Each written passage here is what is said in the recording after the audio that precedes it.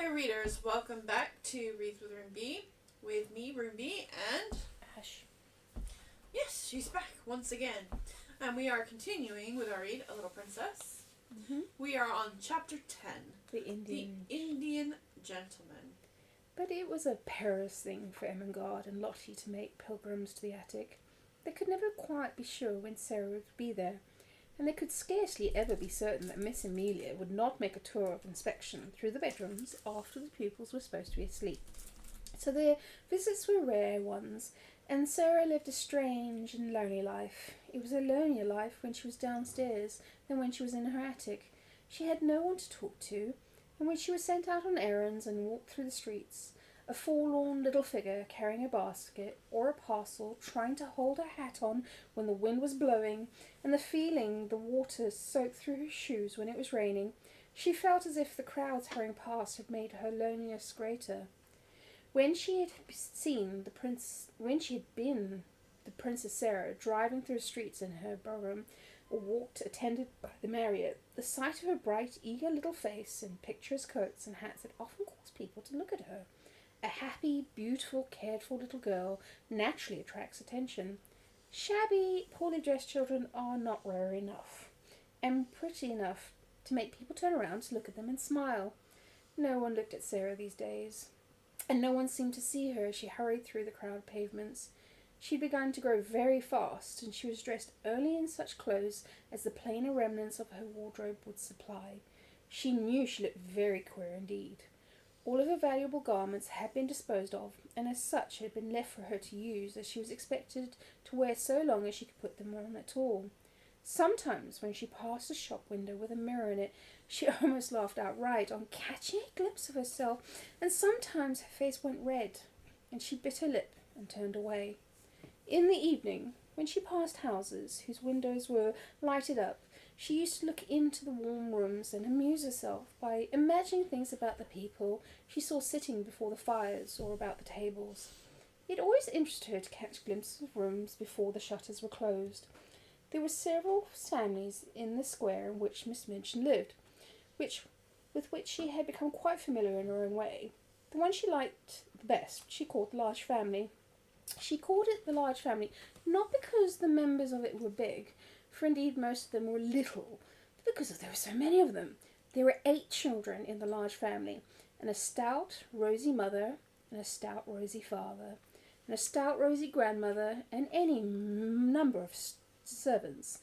The 8 children were always either being taken out to walk or to ride in Perambulators by comfortable nurses, or they were going to drive them with their mamma, or they were flying into the door into the evening to meet their papa and kiss him and dance around and drag off his overcoat and look into the pockets of his packages, or they were crowding about the nursery windows and looking out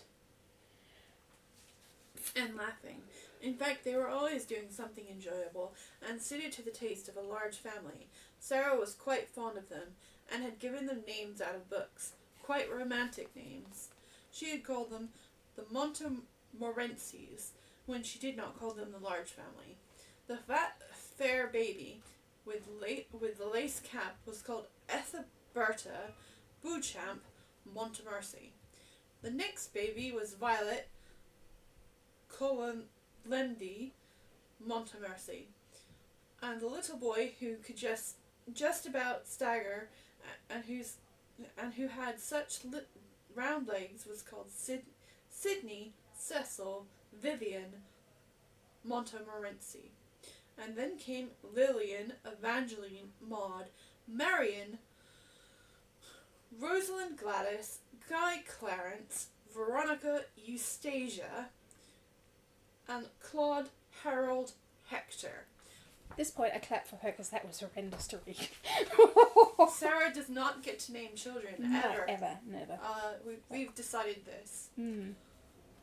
One evening, a very funny thing happened, though perhaps, in one sense, it was not funny at all.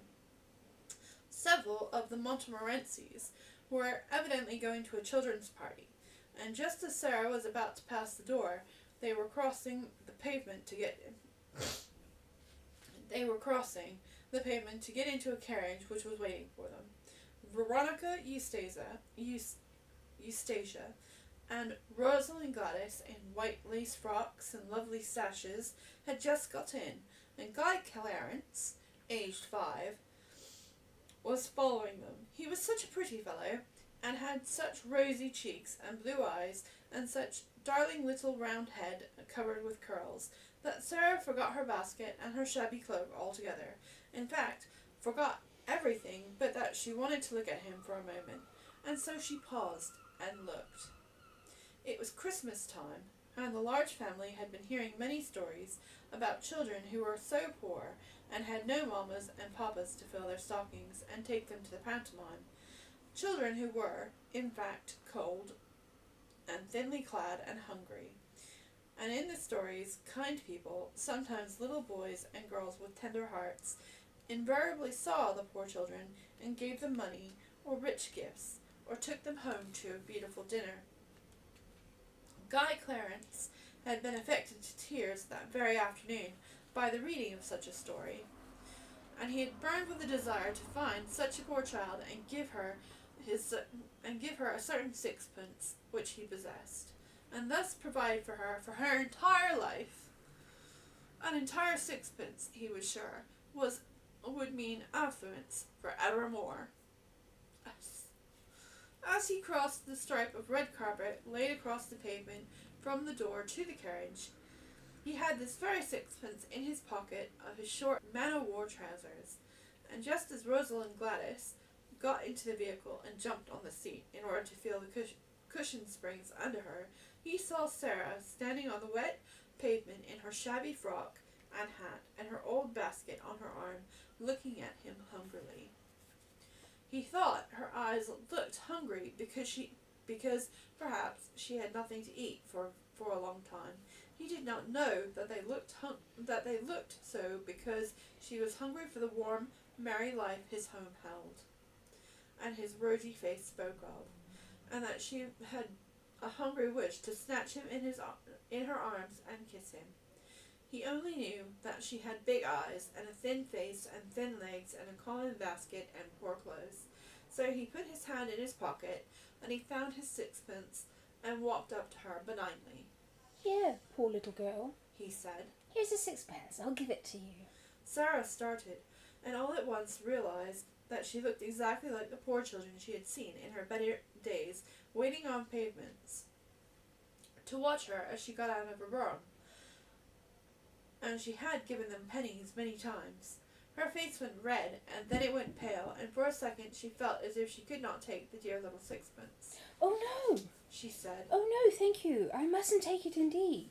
Her voice was so unlike an ordinary street child's voice, and her manner was so like the manner of a well-bred little person, that Veronica Eustacia, whose real name was Janet, and Rosalinda Gladys, who really was called Nora, thank God their parents were sensible, leaned forward to listen, but Guy Clarence was not to be thwarted in his benevolence, and he thrust the sixpence into her hand.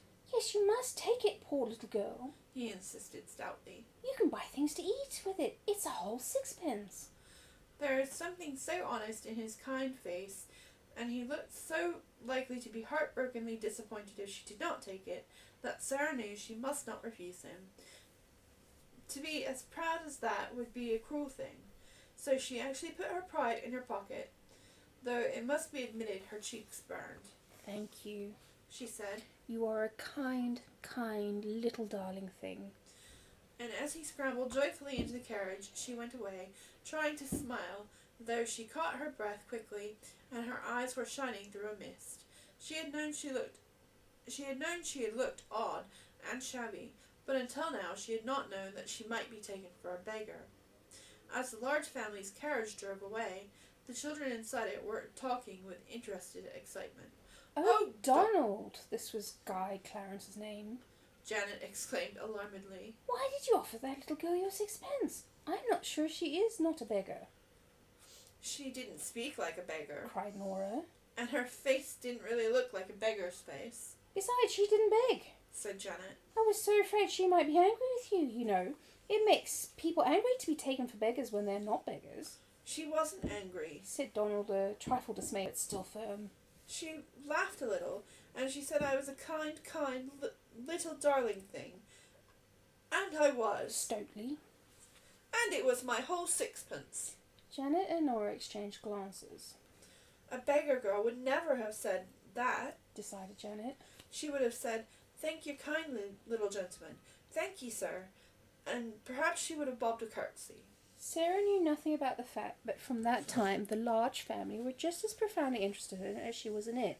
Faces seemed to appear on the nursery windows when she passed, and many discussions were held around the fire. "Perhaps she is a servant of the seminary," Janet said.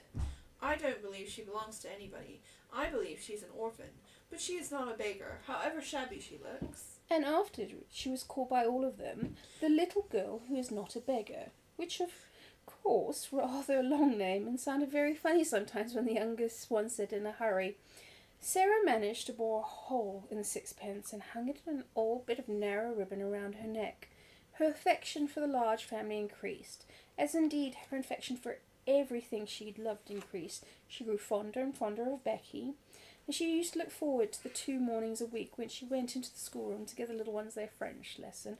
Her small pupils loved her, and strove with each other for the privilege of standing close to her and insinuating their little hands into hers. It fed her hungry heart to feel them nestling up to her. She made such friends with the sparrows that when she stood upon the table, put her head and shoulders out of the attic window, and chirped, she heard almost immediately a flutter of wings and answering twitters, and a little flock of dingy town birds appeared and alighted on the slates to talk to her and make much of the crumbs she scattered. With Melchizedek she had become so intimate that he actually brought Mrs. Melchizedek with him sometimes, now and then one or two of his children. She used to talk to him, and somehow he looked quite as if he understood. There had grown in her mind rather strange feeling about Emily, who always sat and looked on at everything.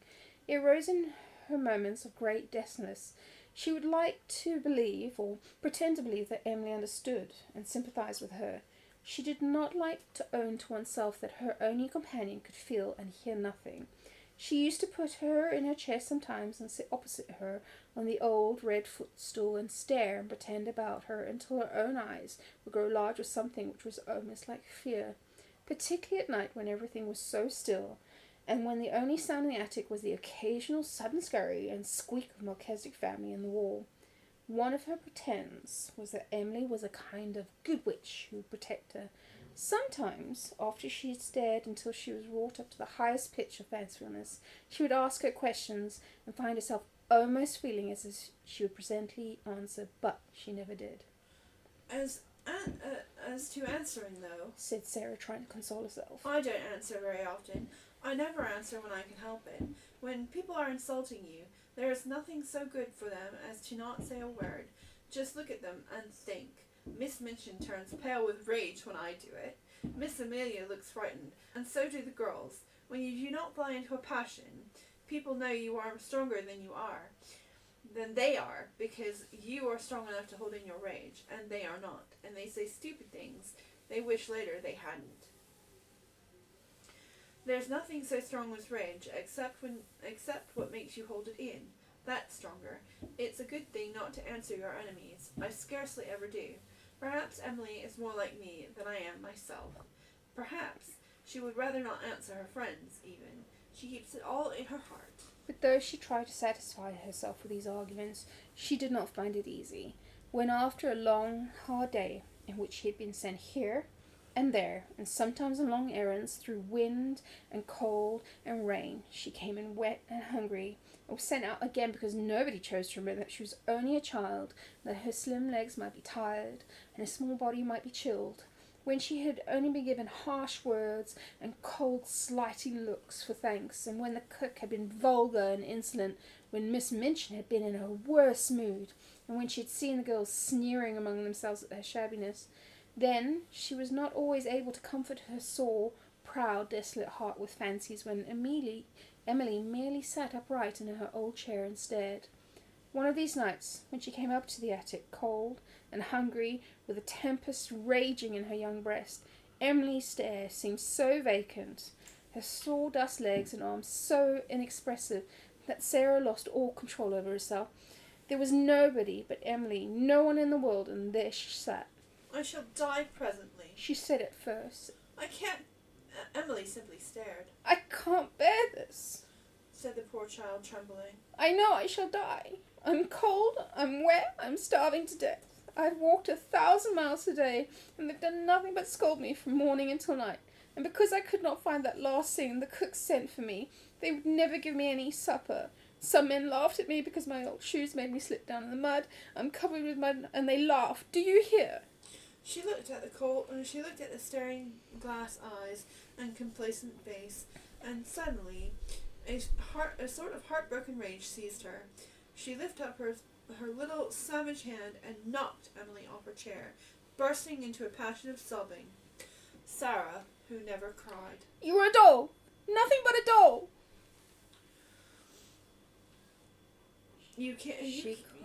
She cried. Nothing but a doll! Doll! You care for nothing! You are stuffed with sawdust. You've never had a heart. Nothing could ever make you feel you are a doll. Emily lay on the floor, with her legs ignominiously doubled up over her head, and a new flat place at the end of her nose. But she was calm, even dignified. Sarah hid her face in her arms. The rats in the walls began to fight and bite each other and squeak and scramble. Melchizedek was chastising some of his family. Sarah's sobs gradually quieted themselves. So it was so unlike her to break down that she was surprised at herself. After a while, she raised her face to look at Emily. He seemed to be gazing around at her side of one angle, and somehow, by this time, actually with a kind of glassy-eyed sympathy. Sarah bent and picked her up. Remorse overtook her, and she even smiled at herself, a very small smile. You can't help being a doll, she said with a resigned sigh. Any more than Lavinia and Jessie can help not having any sense. We are not all made alike. Perhaps you do your sawdust best. And she kissed her and shook her clothes straight and put her back upon her chair. She wished very much that someone would take the empty house next door. She wished it because of the attic window, which was so near to hers. It seemed as if it would be so nice to see it properly opened some day, and a head and shoulders rising out of the square aperture. If it looked a nice head, she thought, I might begin by saying good morning, and all sorts of things might happen, but of course it's not likely that anyone but under-servants would sleep there. One morning, on turning the corner of the square, after a visit to the grocer's, the butcher's, and the baker's, she saw, to her great delight, that during her rather prolonged absence, a van full of furniture had stopped before the next house. The front doors were thrown open, and men in shirt sleeves were going in and out, carrying heavy packages and pieces of furniture. It's taken, she said. It really is taken. Oh, I do hope a nice head will look out of the attic window. She would have almost liked to have joined the group of loiterers who had stopped on the pavement to watch things being carried in and out. She had an idea that if she could see some of the furniture, she could guess something about the people it belonged to. Miss Minchin's tables and chairs are just like her, she thought. I remember thinking the first minute I saw her, even though I was so little. I told Papa afterward, and he laughed and said it was so true. I'm sure the large family have fat, comfortable armchairs and sofas, and I can see that their red, flowery wallpaper's exactly like them. It's warm and cheerful and kind-looking and happy. She was sent out for parsley from the greengrocer's later that day, and when she came up to the area steps, her heart gave a quick beat of recognition. Several of the pieces of furniture had been set out upon the pavement. There was a beautiful table of elaborately wrought teak wood, and some chairs and a screen covered in rich oriental embroidery. The sight of them gave her a weird homesick feeling. She had seen things so like them in India. One of the things Miss Minchin had taken from her was a carved teak wood desk her father had sent her. They are beautiful things, she said. They look as if they ought to belong to a nice person. All the things look rather grand. I suppose it's a rich family. The vans of furniture came and were unloaded and gave place to others all day. Several times it so happened that Sarah had the opportunity of seeing things carried in, it became plain that she had been right in guessing the newcomers were people of large means. All the furniture was rich and beautiful, and there was a great deal of it was oriental. Wonderful rugs and draperies and ornaments were taken from the van, many pictures and books enough to fill a library. Among other things was a superb god Buddha in a splendid shrine, Someone in their family must have been in India. thought Sarah. They've got used to Indian things and like them. I'm glad. I shall feel as if they were friends. Even a head never looks out of the attic window. When she was taking in the evening's milk for the cook, for there was really no odd job she was not called upon to do, she saw something occur which made the situation more interesting than ever. The handsome, rosy man who was the father of the large family walked across the square in the most matter-of-fact manner, ran up the steps of the house next door. He ran up them as if he felt quite at home and expected to run up and down them many times in the future. He stayed inside quite a long time, and several times came out to gave directions to the workmen, as if he had a right to do so. It was quite certain that he was in some way intimately connected with the newcomers, and was acting for them. If the new people have children, Sarah speculated. the large family children will be sure to come and play with them, and they might come into the attic just for fun. At night, after her work was done, Becky came up to see her fellow prisoner and bring her news. It's an Indian gentleman that's cometh to live next door, miss. She said. I don't know whether he's black gentleman or not, but he's an Indian one. He's very rich, and he's ill, and a gentleman of a larger family is his lawyer. He's had a lot of trouble, and it's made him ill and low in his mind. He worships idols, miss. He's an heathen, and bows down to wooden one and stone. I see an idol carried in for him to worship. Somebody ought to send him a tract. You can get a tract for a penny. Sarah laughed a little. I don't believe he worships that idol. She said. Some people like to keep them to look at because they're interesting. My papa had a beautiful one, and he did not worship it. But Becky was rather inclined to prefer to believe that the new neighbour was an heathen. It sounded so much more romantic than he should be merely an ordinary kind of gentleman who went to church with a prayer book. She sat and talked long that night of what he would be like, of what his wife would be like if he had one, and what his children would be like if they had children. Sarah saw that privately she could not help hoping very much that they would be all black and would wear turbans, and above all, like their parent, they would be heathens. I never lived next door to no heathens, miss. She said. I should like to see what sorts of ways they have. It was several weeks before her curiosity was satisfied, and then it was revealed that the new occupant had neither wife nor children. He was a solitary man with no family at all, and it was evident that he was in shattered health and unhappy in mind. A carriage drove up one day and stopped before the house. When the footman dismounted from the box and opened the door, the gentleman, who was the father of the large family, got out first. After him there descended a nurse in uniform. Then came down the steps two men servants. They came to assist their master, who, when he was helped out of the carriage, proved to be a man with a haggard, distressed face and a skeleton body wrapped in furs. He was carried up the steps. The head of the large family went in with him, looking very anxious. Shortly after, the doctor's carriage arrived, and the doctor went in, plainly to take care of him. There is such a yellow gentleman next door, Sarah. Lottie whispered in French class afterwards. Do you think he's a China? The geography says the Chinese men are yellow. He's not Chinese, Sarah whispered back. He is very ill. Go on with your exercise, Lottie. Non, monsieur, je ne pas le canif de mon oncle. That was the beginning of the story of the Indian gentleman.